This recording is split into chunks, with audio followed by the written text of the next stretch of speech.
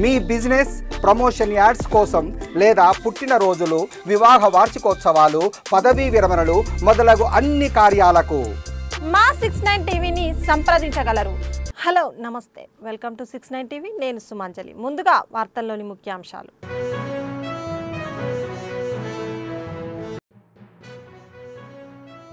మంజీరా ఉప్పొంగి ఏడుపాయల ఆలయం మూసివేత, 11వ రోజుకి తలుపులు తెరవలేకపోయాయి.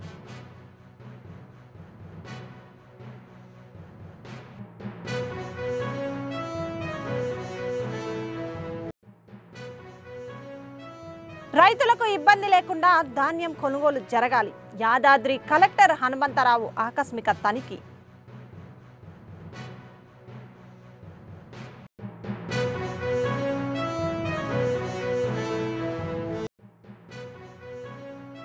డిజిటల్ అరెస్టు పేరిట మోసం, బొబ్బిలి ఉపాధ్యాయుడిని మోసగించిన 4 సైబర్ నేరగాళ్లు అరెస్టు.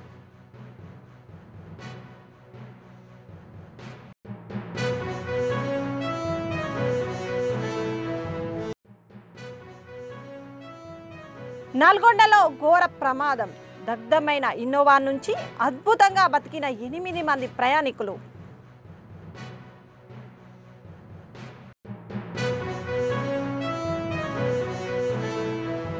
ఇక డీటెయిల్స్లోకి వెళ్తే, చేవెళ్ల మండలంలో ఇటీవల జరిగిన బస్సు ప్రమాదంలో ఒకే కుటుంబానికి చెందిన 3 అక్కా చెల్లెళ్లు మృతి చెందడంపై గబ్బర్ సింగ్ టీం తీవ్ర విచారం వ్యక్తం చేసింది. తాండూరులో బాధిత కుటుంబ సభ్యులను పరామర్శించి వారికి తమ సంఘీభావాన్ని తెలియజేశారు. ఈ దురదృష్టకర ఘటనలో మరణించిన వారి కుటుంబాలకు తమ వంతు సహాయ సహకారాలు అందిస్తామని టీం సభ్యులు హామీ ఇచ్చారు. ఈ ప్రమాదం 3వ తేదీన జరిగినట్లు తెలిపారు. ఇలాంటి కుటుంబంలో అయినా చాలా బాధ అనిపిస్తున్నాము. నెక్స్ట్ కాకుండా మాకు ఈరోజు పవన్ కళ్యాణ్ సార్ ఇక్కడ దగ్గరుండి ఎలా చూసుకుంటుండో, ఒక ఏరియాలో అక్కడ ఆంధ్రప్రదేశ్లో 35 ఏళ్ళ నుంచి కరెంటు లేకుండే, అలాంటి వాళ్ళకు కరెంటు ఇచ్చి ఈరోజు మా పవన్ కళ్యాణ్ మంచి నేమ్ తెచ్చుకుంటున్నాడు. మీరు రేవంత్ రెడ్డి గారు సార్, మీరు కూడా అన్ని ఇలాంటి వాళ్ళకు మీరు అండగా ఉండి, మేము ఇప్పుడు వస్తుంటే కూడా ఆ రూట్ మేము నడిపేయాలంటేనే చాలా భయం అనిపిస్తుంటుంది.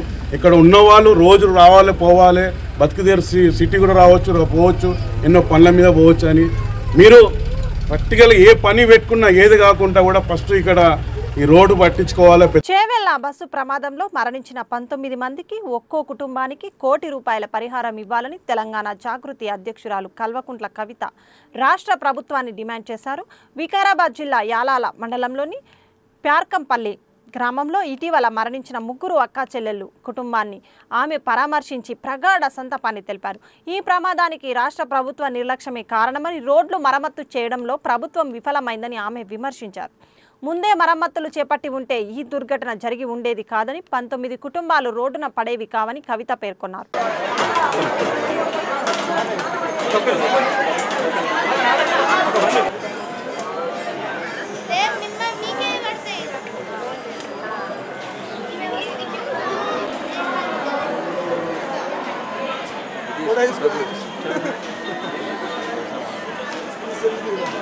అన్న సైడ్కి వెళ్ళి ప్లీజ్, సైడ్ భయ్యా సైడ్.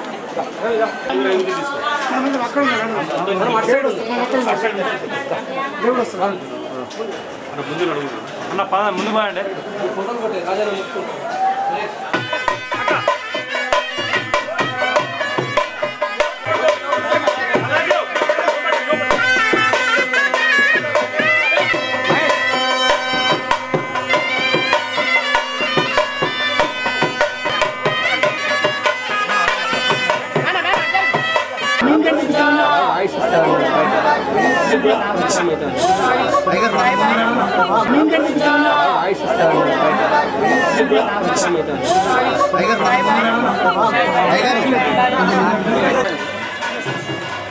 శ్రీ గురుభ్యో నమః. హరి ఓం. మన సనాతనమైన భారతీయ క్షేత్రాల్లో అత్యంత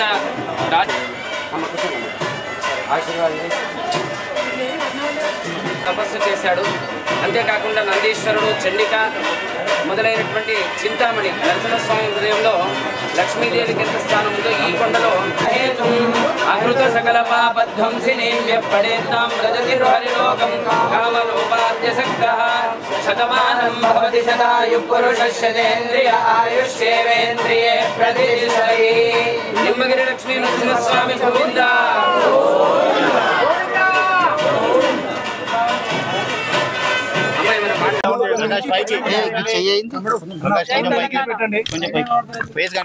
జై తెలంగాణ.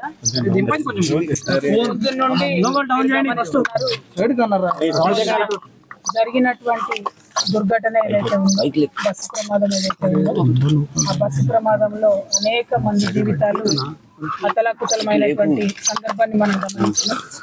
అందులో ప్రత్యేకించి ఈ యాలాల్ మండలం తాండూరు నియోజకవర్గం కొర్కెంపల్లి గ్రామంలో ఒకటే ఇంట్లో పాపం తల్లికి జీవితకాలం శోకాన్ని మిగులుస్తూ, తల్లిదండ్రులకు జీవితకాలం శోకాన్ని మిగులుస్తూ 3 ఆడపిల్లలు మరణించడం జరిగింది. మరి వారిని పరామర్శించడానికి వాళ్ళు వచ్చిన ఆ తల్లిని చూస్తూ ఉంటే అసలు కంటతడి పెట్టని వారు లేరు. చాలా దారుణమైన పరిస్థితి. నేను మాత్రం చాలా చాలా బలంగా నమ్ముతున్నా ఇది కేవలం ప్రభుత్వం యొక్క నిర్లక్ష్యంతో ఆ రోడ్డుని రిపేర్ చేసేటటువంటి తీరిక లేక జరిగినటువంటి దుర్ఘటన ఇంకొకటి కాదు. వచ్చేటప్పుడు అక్కడ దెబ్బలు తగిలినటువంటి అనేక మందిని పరామర్శించి అట్లనే ఆ రోడ్ అంతా కూడా చూసుకుంటూ వచ్చాం. ఆ రోడ్డు శాంక్షన్ అయ్యి ఎన్జిటిలో ఉన్నటువంటి ఆంక్షలన్నీ పోయిన తర్వాత కూడా కాంట్రాక్టర్ రోడ్డు వేయకపోవడం అన్నది చాలా దారుణం. మొన్న యాక్సిడెంట్ అయిన తర్వాత ఇప్పుడు మొత్తం గుంటలన్నీ పూడుస్తూ ఉన్నారు. యాక్సిడెంట్ అయిన తర్వాత 19 మంది చనిపోయి దాదాపు 30 మంది గాయపడ్డ తర్వాత ఇప్పుడు రోడ్ని విస్తరణ చేస్తూ ఉన్నారు. చుట్టుపక్కల పనులు ప్రారంభించి ఇదే తొందర ఇదే హడావుడి కనీసం ఒక వారం ముందు ఉంటే 19 మంది చనిపోకపోదురు అనేటటువంటి బాధ ఇవాళ ప్రతి గుండెలో ఉన్నది. ఈ దుఃఖం కేవలం ఈ కొర్కంపల్లి దుఃఖం కాదు, ఈ దుఃఖం కేవలం తాండూరు దుఃఖం కాదు, మొత్తం 50 మంది తెలంగాణలో ఉన్న తల్లులందరూ కూడా బాధపడుతున్నటువంటి సందర్భం. మీ అందరు నేను కోరేది ఒకటే, చనిపోయినటువంటి వారందరికీ కూడా ప్రభుత్వం పెద్ద ఎత్తున ఆదుకోవాలి. ఎందుకంటే ఇది వారి మిస్టేక్ కాదు, డ్రైవర్ల మిస్టేక్ కాదు, ఖచ్చితంగా ప్రభుత్వందే మిస్టేక్. కాబట్టి చనిపోయినటువంటి వారందరికీ కూడా ఖచ్చితంగా ప్రతి మనిషికి 1 కోటి రూపాయలు ఇవ్వాలని నేను ప్రభుత్వాన్ని డిమాండ్ చేస్తూ ఉన్నాను. గాయపడిన వాళ్ళందరూ కూడా మేము చూసినాం. అందరూ కూడా కూలీ నాలి చేసుకునే బీద దిక్కులే ఉన్నారు. రెక్కాడితే కానీ డొక్కాడినటువంటి వాళ్ళే ఉన్నారు. మరి అట్లా వాళ్ళు ఇప్పుడు దెబ్బలు తగిలి 3 నెలలు ఇంట్లో రెస్ట్ తీసుకోవాలంటే కుదరదు వాళ్ళకు. కాబట్టి ఖచ్చితంగా గాయపడ్డటువంటి వాళ్ళకు కూడా 10 లక్షల రూపాయలు ఇచ్చి ఆదుకోవాలని ప్రభుత్వాన్ని నేను డిమాండ్ చేస్తూ ఉన్నా. మరి ఈ రోడ్డు ప్రభుత్వానికి తెలియదా, ముఖ్యమంత్రి గారికి తెలియదా అంటే తెలుసు. ఎందుకంటే ముఖ్యమంత్రి గారు కొడంగల్ పోవాలంటే ఇదే తోవల పోతాడు. ఆయన ఈ తోవల పోయేటప్పుడు 1000 మంది పోలీసు వాళ్ళని పెట్టుకొని భద్రంగా ఆయన పోయేస్తాడు. కానీ మరి పేద ప్రజలు మాత్రం ఇలా బలైనటువంటి పరిస్థితి కనబడుతున్నది. కాబట్టి ఖచ్చితంగా దీని మీద ముఖ్యమంత్రి గారు దృష్టి సారించాలి. ఇక్కడ నేవల్ రేడార్ కేంద్రం వచ్చిన తర్వాత, వికారాబాద్ జిల్లా కేంద్రం అయిన తర్వాత ఇటు రద్దీ బాగా పెరిగింది. ఆ పెరిగినటువంటి రద్దీకి అనుగుణంగా కూడా రోడ్లు లేకపోవడంతో ఈ ఘోరం జరిగింది. కాబట్టి ప్రభుత్వం పూర్తిగా బాధ్యత వహించాలని చెప్పి నేను కోరుతూ, మరి కుటుంబ సభ్యులకు ఆ భగవంతుడు ధైర్యాన్ని ఇవ్వాలని చెప్పి వారి మనోవేదన నుంచి కొంత వారికి స్వాంతన లభించాలని చెప్పి మనస్ఫూర్తిగా కోరుకుంటున్నాను. Thank you. జై తెలంగాణ. నల్గొండ జిల్లా చిట్యాల మండలం గుండ్రంపల్లి వద్ద జాతీయ రహదారి 65 హైవేపై ఘోర రోడ్డు ప్రమాదం జరిగింది. అతి వేగంతో వెళ్తున్న ఆ ఇన్నోవా వాహనం అదుపు తప్పి డివైడర్ను ఢీకొట్టి పల్టీ కొట్టింది. ప్రమాద దాటికి ఇన్నోవా వెహికల్ రోడ్డుపైనే పల్టీలు కొట్టింది. దీంతో కారు ఇంజన్లో మంటలు చెలరేగి వాహనం నడి రోడ్డుపైనే దగ్ధమైంది. అయినప్పటికీ ఇన్నోవా నుంచి 8 మంది సురక్షితంగా ప్రాణాలతో బయటపడ్డారు. వాహనం రోడ్డుకు అడ్డం పడడంతో హైదరాబాద్ టు విజయవాడ నేషనల్ హైవేపై ట్రాఫిక్ జామ్ ఏర్పడింది. ఓ లారీ అదే సమయంలో రాగా అందులో ప్రయాణిస్తున్న వారు ప్రాణాలకు తెగించి ఇన్నోవా వెహికల్లోని ప్రయాణికులకు కాపాడారు. ఈ క్రమంలో వారికి కాలిన గాయాలు అయ్యాయి. మొదటగా చౌటుప్పల్ ఆసుపత్రికి తరలించగా మెరుగైన చికిత్స కోసం హైదరాబాద్ తరలించారు.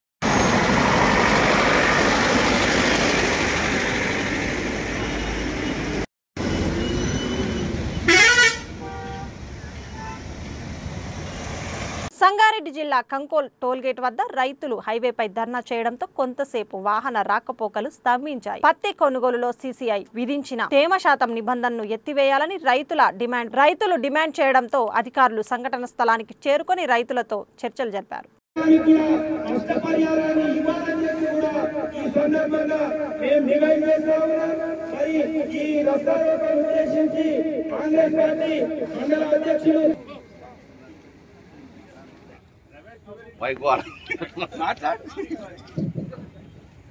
జై జవాన్ జై జవాన్.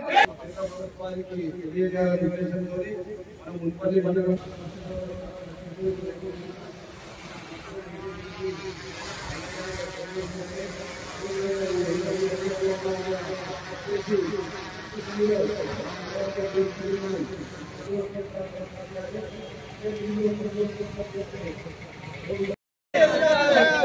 కొనుగోలుపై పెట్టిన ఆంక్షలను తొలగించాలి. రైతుల ఐక్యత, రైతుల ఐక్యత, పత్తి కొనుగోలుపై పెట్టిన ఆంక్షలను వెంటనే తొలగించాలి. రైతుల ఐక్యత, రైతుల ఐక్యత,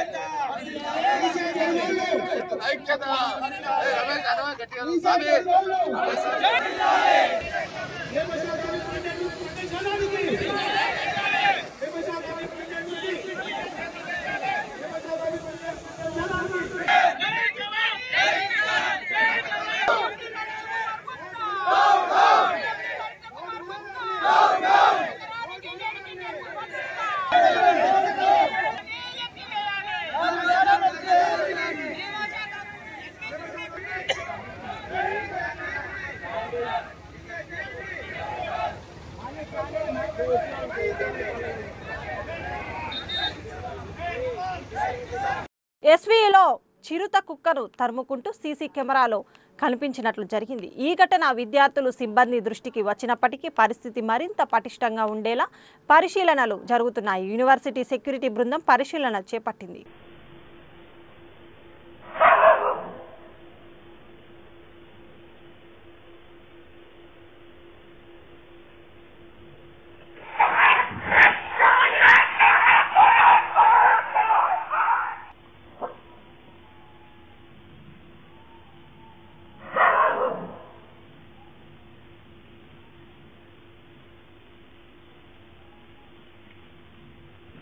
విజయనగరం బొబ్బిలి ప్రభుత్వ ఉపాధ్యాయుడు చింత రమణను డిజిటల్ అరెస్టు పేరుతో వీడియో కాల్ ద్వారా బెదిరించి 22,18,000 కాజేసిన 4 సైబర్ నేరగాళ్లను చెన్నైలో అరెస్టు చేసినట్లు ఎస్పీ దామోదరం తెలిపారు. నిందితులు సిబిఐ కోర్టు అధికారుల వేషాలు వేసి మోసం చేశారని, మరో నిందితుడు పరారీలో ఉన్నాడని వెల్లడించారు. ప్రజలు ఇలాంటి సైబర్ మోసాల పట్ల అప్రమత్తంగా ఉండాలని ఎస్పీ సూచించారు.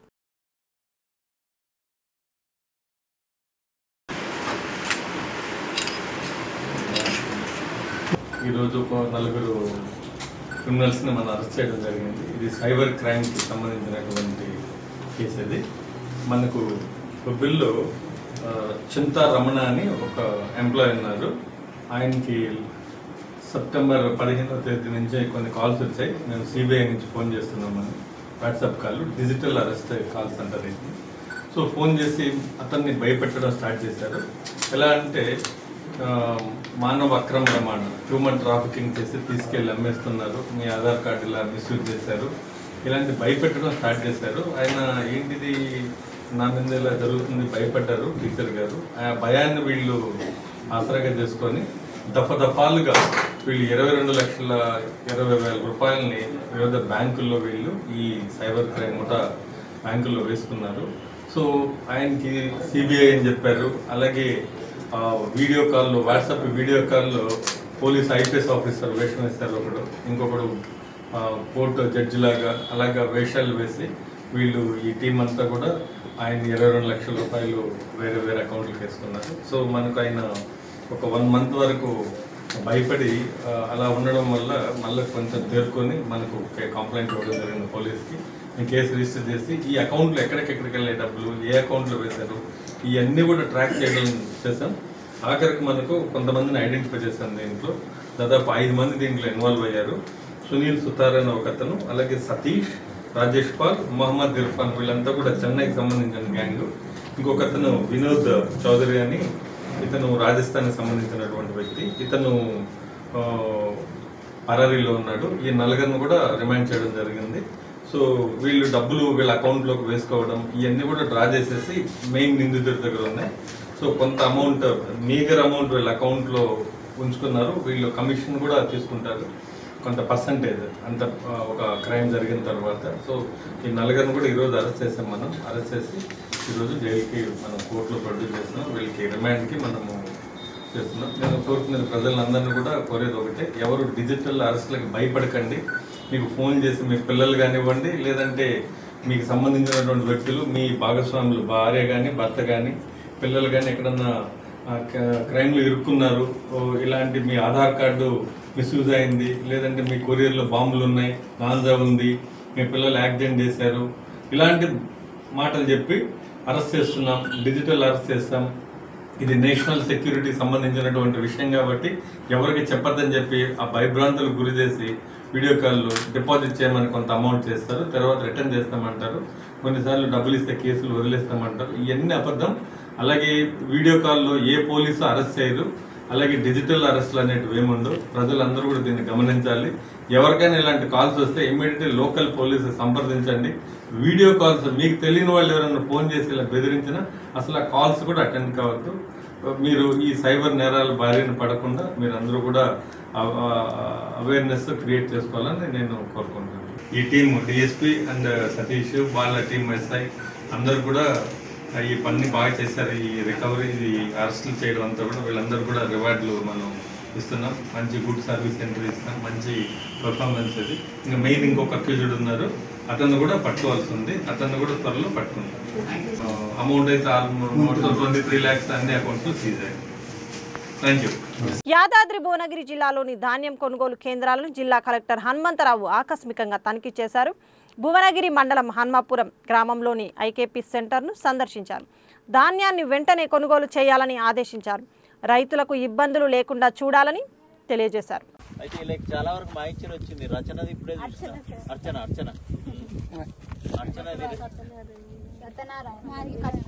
ఎక్కడ వచ్చినావమ్మా? నీకు ఇన్ఛార్జా అంటే నీకు ఏఈఓ క్లస్టర్ కదా. అది రేపు వచ్చి పర్లే రేపు వచ్చి చూడు. అర్చన అయితే నేను చూసిన ఇప్పటికైతే 16 ఉంది, ఒకటి 14 ఉంది. పాస్ చేయండి రేపు. 11వ రోజు కూడా ఏడుపాయల ఆలయం మూసివేత కొనసాగింది. రాజగోపురంలో కొనసాగుతున్న అమ్మవారి ఉత్సవ విగ్రహానికి పూజలు. సింగూరు ప్రాజెక్టు నుంచి నీరు విడుదల చేయడంతో ఆలయం ఎదుట ప్రవహిస్తున్న మంచిర నది.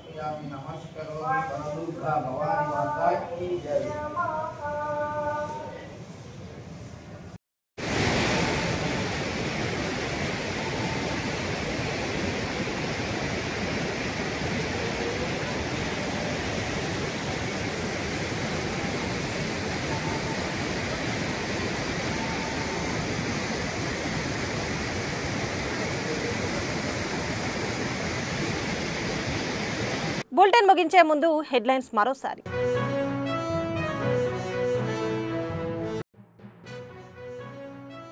మంజీరా ఉప్పొంగి ఏడుపాయల ఆలయం మూసివేత, 11వ రోజుకి తలుపులు తెరవలేకపోయాయి.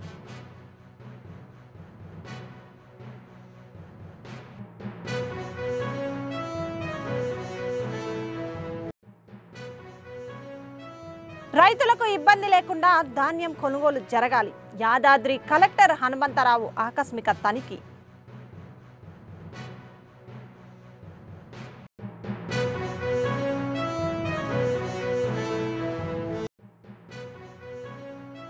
డిజిటల్ అరెస్టు పేరిట అసలు మోసం. బొబ్బిలి ఉపాధ్యాయుడిని మోసగించిన 4 సైబర్ నేరగాళ్లు అరెస్ట్.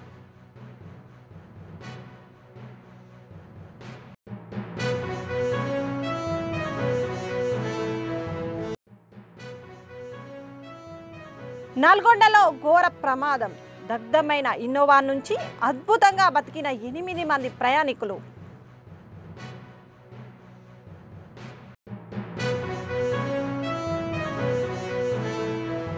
ఇవి బులెటిన్ విశేషాలు. మరిన్ని అప్డేట్స్ కోసం చూస్తూనే ఉండండి 69 టీవీ న్యూస్. నేను సుమంజలి, సైనింగ్ ఆఫ్. మీ బిజినెస్ ప్రమోషన్ యాడ్స్ కోసం లేదా పుట్టినరోజులు, వివాహ వార్షికోత్సవాలు, పదవీ విరమణలు మొదలగు అన్ని కార్యాలకు మా 69 టీవీని సంప్రదించగలరు.